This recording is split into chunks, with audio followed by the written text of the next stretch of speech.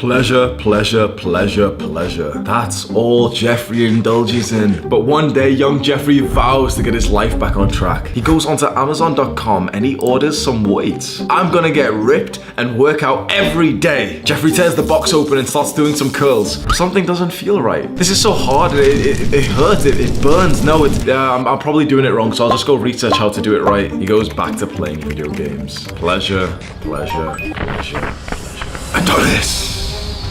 Adonis is the most disciplined man, but he also has a healthy serving of motivation inside of him. How? How is Adonis so motivated to do these extremely hard feats? Well, it all comes down to how much pain he will tolerate.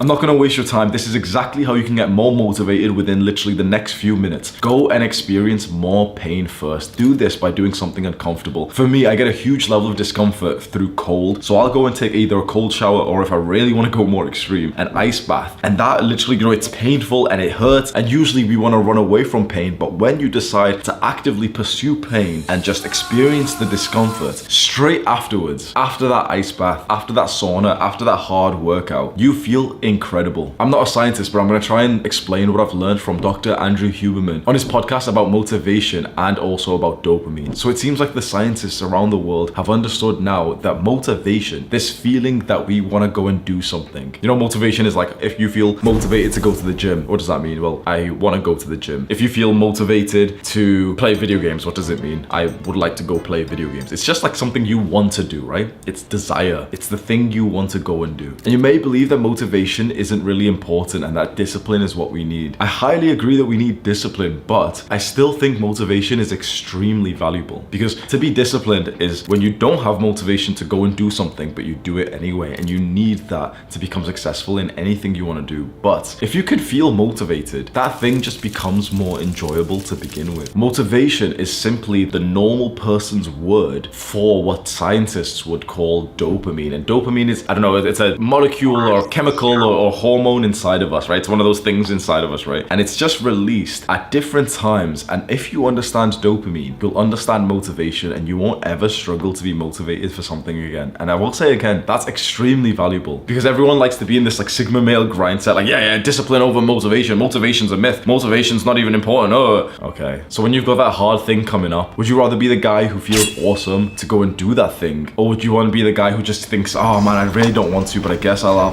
have to then? Because discipline's awesome, but if you can feel like you want to do the thing, that's even better. Dopamine is like a hormone inside of us that we used to think is released upon pleasure. So we used to think that, a high dopamine activity was porn or video games. We used to think that, right? But not exactly. Dopamine isn't released on pleasure. It's released on the pursuit to pleasure. So if here is the thing that we think that we want to do, like for example, go and watch porn and fap. Actually, not that much dopamine is released when we fap, especially when you get to that end point. All of it is actually released on the pursuit to that, to drive you towards that goal, which is motivation. So try and remember that dopamine is not simply about pleasure, it's about the pursuit to pleasure. And how it works is so interesting, because once you understand this thing I'm about to say, you'll change your habits through the day. How dopamine also seems to work is that when you've had a big rise in dopamine, that you've been pursuing something, whether it's, a bad habit like video games or porn, or it's even something good, like for example, going to the gym and hitting like a personal best on the bench press. When dopamine goes up, it must come down, and it does not go back down to the baseline. It goes down below that. So what this means, which has been proven by scientists, is that there is a pain and pleasure, yin and yang kind of way that our body and mind operates. So in other words, the more pleasure that you experience, the more pain that you will experience. And also similarly, if you experience pain, some kind of pain, which I'll clarify soon, you will experience more pleasure, more motivation. So perhaps the reason why we're all so demotivated these days, we don't feel like studying, or we don't feel like eating clean, or we don't feel like going to the gym. A lot of young guys have this problem. What if that's just because we're down here in dopamine, because we've just had too much pleasure with porn, video games, junk food, everything, comforts, and then it has to go down and down and down and down and down, and now you're here. And when we're down here, since we don't really understand how this stuff works, we keep trying to have more pleasure, because we don't really feel motivated to go to the gym or to study, so we may as well play more video games. A little bit more pleasure, and then even down further and further and further. I don't think any scientists have really said this, but to me this kind of sounds like the cause of depression. What if the cause of depression, this huge lack of motivation, this huge lack of pleasure in the world, of this feeling of like gray, dull, nihilism, of darkness and dryness inside of you, what if that's just because we just had too much pleasure previously and now we just feel like we just don't feel anything these days? So what if we reverse this? Because remember, it's this kind of motion, right? What if we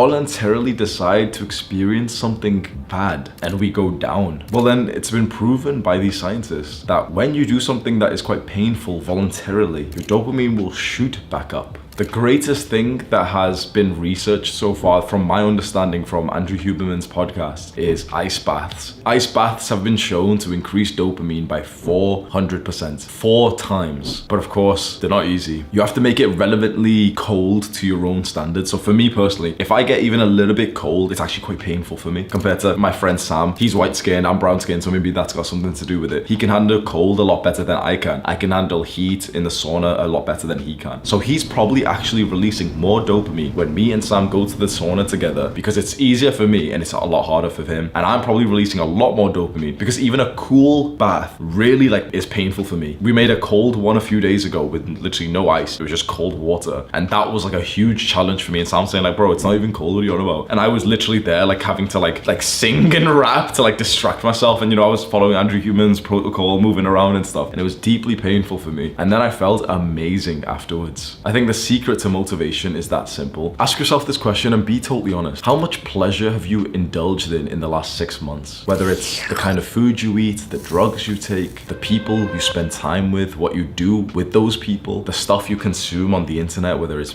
porn or video games. How pleasurable have you been living? Because a lot of us, we've just been up and up and up and up and up. And then also ask yourself this question, and this might feel like it's going to destroy a bit of your masculinity. How much pain and discomfort have you voluntarily chose to experience? So going to the gym is pretty nice, especially when you get higher reps as well. You feel the stretch, the burn. Sometimes I do a set and I'm literally like aching so badly like this. So that's a good level of pain. How about after the gym? Because there's a whole lot of guys who go to the gym and are quite active for that, and then just sit around and just go on their laptops. And I do this very often, and I have done for a very long time. I literally going to the gym was like the only productive thing I was doing, and then straight after that I just sit around watching YouTube, even watching porn, playing video games, scrolling on my phone. Try and see this yin and yang pattern right now. How much pleasure have you had in the last 6 months? And how much pain and discomfort have you actively chosen to take? Because if we're being honest, I think for most of us, it's probably something like this. Probably the pleasure that we've just naturally taken day to day. Just because that's, of course, what life is. It's normal to just go through your day and maybe go to the gym and then,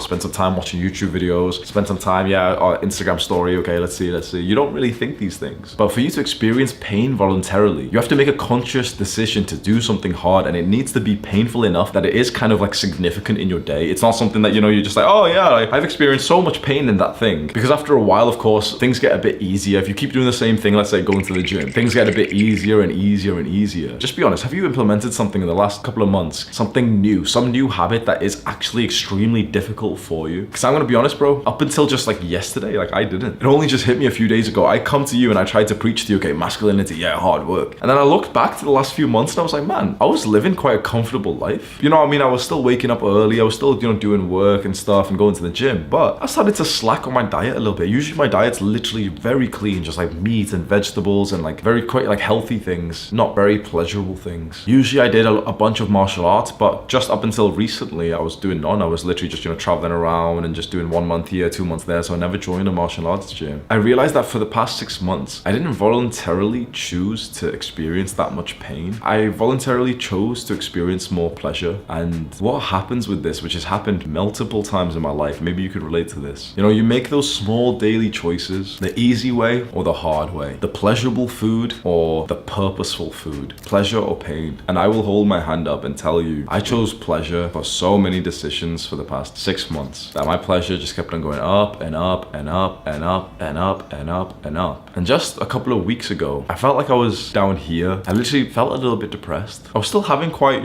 still a decent amount because, I didn't go overboard with it. I wasn't taking drugs. I wasn't watching porn. I wasn't playing video games. But certainly from like my level of living, I started to push a lot of pleasure. And then I looked around, I was like, man, I'm not even happy with my life. And it's only been a short amount of time that I've been thinking about dopamine and pleasure and pain. But just for the last 2 weeks, I've been pursuing a lot more pain. I've been doing high intensity cardio, which is quite painful. I'm on the assault bike, that bike where you do this stuff. I'm doing that like 5 minutes a day, 10 minutes a day. I'm running. I've been doing close to an hour of cardio per day now. A little bit more stretching and martial art classes, cold showers, like actually lasting them longer, and finally starting to get into ice baths. And I feel terrific. I feel so much better. There was a guy that I met in Thailand when I was there like 6 months ago. He was a pretty big guy and he was just covered in tattoos. Absolutely, he was a really like based guy. Like he used to talk a lot about like the world and how like, like conspiracy theories and everything. And I liked him. He literally covered in tattoos. And the first day I met him, we spoke about his tattoos because I was telling him like, oh yeah, like the only kind of tattoo I'd ever get, like I would never get like some small thing here and there. If I was ever gonna get a tattoo, I would go extreme and literally get it all the way up to here, all on the fingers and everything. And that's exactly what he had. So I started asking him questions. And when you take an interest in someone's like passion like that, like they start to like you. So he starts to like open up and tell me a bunch of things. And he told me something which was so interesting. He said the reason why he's gotten this many tattoos, like literally his entire body, he's one of those guys, his entire body apart from like this much of his face was covered in them. All of his back, all of his fronts, all arms, everything covered, right? Literally even bits of his forehead had tattoos on. He said the reason why is because he's had to sit down with the tattoo artist putting a needle into him for 150 hours. Think about that. This guy over, a couple of years has had to sit down and literally have tattoos for over 100. I think it was even getting closer to like 200 hours. And he said that the reason why he's done this is to balance out the pain and pleasure of his life. That he experienced a lot of pleasure and that he feels like this tattoo was the cost for that pleasure, that you must balance it out with pain. And I learned a lot from him, but I'll be honest, I didn't utilize it as best as I could have. I didn't know the science behind it. It's just like this guy's telling me something. I'm like, oh yeah, that sounds really interesting, bro. Oh yeah, let's go play video games after this, guys. Like, but I learned a lot from this mindset that pain and pleasure must be balanced. And so there's something that you can do which is incredibly powerful, but you might not want to do just because it can infiltrate on some of the joy of your day, which is to go through your day and just being aware of every decision you make. Is this a pleasurable decision, a decision that will give you pleasure, but then will lead to pain, which is a bad thing? Or is this a decision that experiences pain right now, but will lead to pleasure or happiness in the long run? Because once I understood this concept, it reminded me a lot about what I used to speak about 1 or 2 years ago about instant and delayed gratification. Instant gratification are the things that feel good right now, but they make your life worse in the long run. So that is the video games and porn. They feel really fun right now, but then if you keep doing those things every single day, your life does take like a different trajectory, doesn't it? And so it gets worse. A lot of guys don't want to admit this, but honestly, every single time you play video games, your life does get worse. It's only by a small amount, but then suddenly you look back and you've been playing video games for 10 years, messing up your mental health. And I totally understand because they are so fun. And I was literally a full-on gamer for like 15 years. Still to this day, I can't really play video games because of how much I enjoy them. I wouldn't say I have an addictive personality, but I can easily play 4 hours of any game that I like, no problem. Those activities that feel pleasurable right now, but then lead to pain later, you should really try your best to limit them, to make them more of like some kind of special thing that you do, not a habit. If I could give you any good tip today, make those pleasurable activities, those instant gratification activities, more like a treat, more like an event rather than a habit. Because if every day you're experiencing this crash, and remember Andrew Huberman said this, when your dopamine goes up, it must go down, but it does not return to the baseline, it goes below that, which means that you are trading, like literally and scientifically, you are trading the future version of yourselves happiness for your pleasure and a little like nice feeling whilst you play some games or you watch porn right now. When you watch porn, your dopamine skyrockets. Dopamine is like, this good feeling, this feeling of desire, this feeling of motivation. It skyrockets, but then it must come down. It has to come down, but it doesn't just stop at where it was before you watched porn. It goes below that. You feel worse. This is a sacrifice of your future self, and it's unacceptable to do that every single day because eventually you just keep, going through this pattern and going lower and lower and lower, and then finally your baseline is so low that you could be diagnosed with depression. And I think so many people are here. I really think the amount of people who are genuinely like genetically depressed is so small, but there's so many people who are like feeling depressed because their dopamine receptors, if that's like the scientific stuff, is so fried that they've just kept on doing this, this sacrifice tomorrow for today's pleasure. They watch porn, feel good good right now, but then feel even worse later. They play video games feeling nice, but then they feel worse. Imagine doing this for hours, every single day, every day, every day, every day, every day, every day. And then you're down here. Baseline dopamine is terrible. You don't even enjoy video games anymore. You literally don't even enjoy something that used to be the most fun thing for you. Porn doesn't even stimulate you like it does, and now you have to go and find like deeper and darker niches and categories of it to try and get any level of stimulation. You're hooked to these things, you're addicted to these things, but they don't even make you feel good anymore. In fact, nothing really makes you feel good anymore. Well, there is one thing that makes you feel good. There is one cure out of depression, the depressed version of that so many people experience. There's one thing: go and do some hard stuff. That's what Mike Thurston told me in the podcast I just did with him. Go and do some extremely hard stuff. Go and do some painful things. If there's someone who's watching this who feels depressed, you know exactly what I'd tell him? I wouldn't tell him, oh, you know, it's so bad for you, man. Oh, like maybe go to the doctors and get some medication or do this. Bro, go and do something hard and painful right now, because scientifically we know that pain will lead to a greater rise of happiness. Because you know what I just explained about pleasure then goes down to pain, but then it doesn't stay at the base level. It goes down every single time. It goes below where you started. Well, that's the beautiful thing about pain. If this is your baseline and then you experience pain through something like an ice bath, and then you're down here and then it goes up again because you feel good and pleasurable afterwards, it doesn't just stop at the baseline again. It goes through it, and now your baseline has moved. So let's do it again. Boom, it's gone through it again. Let's boom. The cure out of just this modern day nihilism and sadness and hopelessness and just empty feeling that so many guys have, it's not more pleasure, because if it was, we'd all be happy. If it was, like, porn would be amazing, wouldn't it? But it's not. We know that. If it was, video games would have no criticism labeled to them. Drugs wouldn't have any downsides. If the cure was pleasure, we'd all be fine. But it's not. The cure is pain. And hopefully now that you understand this concept, you can actively go out there and seek pain, because I think it is, which is so like wholesome to think about. I think all we've needed all this time is education, because I'm trying my best to explain these sciencey things to you, but I've learned directly from the scientist who, you know, has evaluated these papers and explained them really well. And once you have the education, the knowledge of how to improve your life, especially from someone who's credible, you can go and put that into action. That's why I've made this video. I hope to pass on just a little bit of what I've learned from Dr. Andrew Huberman, because I think this genuinely is life-changing for so many men. You don't feel motivated because you've experienced too much pleasure, and I don't say that as an insult. I say that with hope, because we can reverse this. You may feel more motivated if you pursue less pleasure and more pain. And the way to do this is to think right here, right now. What is your weakness? What is something that you know, let's say, is physically painful for you? You specifically. If you asked me this question at any time, I would have always told you the exact same answer: cold. Cold for me is actually like genuinely painful. If you watched a bunch of my videos, you know I've mentioned this even before I ever found out about ice baths and dopamine and stuff. I've subtly mentioned this in maybe 5 different videos over the last few years. I just mentioned it. It's like cold is literally so painful for me. That thing that you know is kind of like your weakness that other people maybe can handle fine, but for you it's literally just so painful that you usually try to avoid it. Perhaps that's something that you should chase today. We'll link Dr. Andrew Huberman's full podcast on dopamine below, and I'll also link the one about ice baths and cold. That's the one I learned a lot from. 2 absolutely gem-filled, like 2-hour-long podcasts, man. It's absolutely incredible that this kind of content is out there for free. They're linked in the description. Usually I'd end my videos by saying like, oh, you know, click on one more of my videos so we get more views, but I actually want you to go and watch his instead. I don't really have anything to sell you at the end of my videos. Pretty much everything I do is for free. There's a few products we have that you can't really see without going like a couple of weeks in our emails, and you have to like put your hand up and say that you're interested in buying the product. So I don't really have anything to sell you, but we've just set up the channel memberships, and that's linked below. Maybe we'll have it pop up as a card. It's kind of like a meme. You can just get some like emojis, and if you want to help the channel out a little bit and you also want like a feeling of importance, and you just want like a little meme picture next to your name when you comment so everyone knows like, oh look, he's got the Adonis picture. If you want to look into that, the channel memberships link will be somewhere popping up right now. Do the hard work, especially when you don't feel like it. Mwah.